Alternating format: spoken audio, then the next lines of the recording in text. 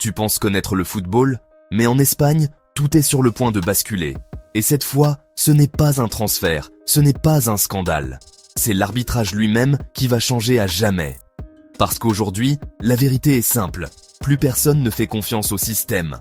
Match après match, polémique après polémique, la tension est montée à un point critique.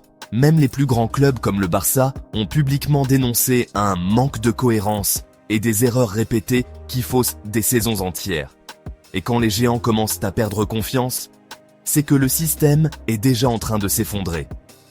Mais là où ça devient fou, c'est que l'Espagne ne veut pas juste corriger le problème, elle veut le détruire, pour reconstruire quelque chose de totalement nouveau. Dans l'ombre, une transformation radicale est en préparation. L'idée ? Revenir à une VAR plus intelligente, plus rare, mais surtout plus puissante. Fini les interruptions inutiles. Désormais, la vidéo n'interviendra que dans des cas extrêmes, des erreurs claires et évidentes. En gros, on arrête de suranalyser chaque détail pour redonner du pouvoir à l'arbitre sur le terrain. Mais attends, ce n'est que la surface. Parce que derrière cette réforme, il y a un projet encore plus ambitieux. Une élite d'arbitres spécialisée est en train d'être créée. Une sorte d'unité d'experts dédiée uniquement à la VAR, formée, évaluée, analysée en permanence. Ce n'est plus juste un outil, c'est une machine à décision. Et là, tu commences à comprendre. Ce n'est pas une mise à jour, c'est une révolution. Mais le twist le plus choquant pourrait encore arriver.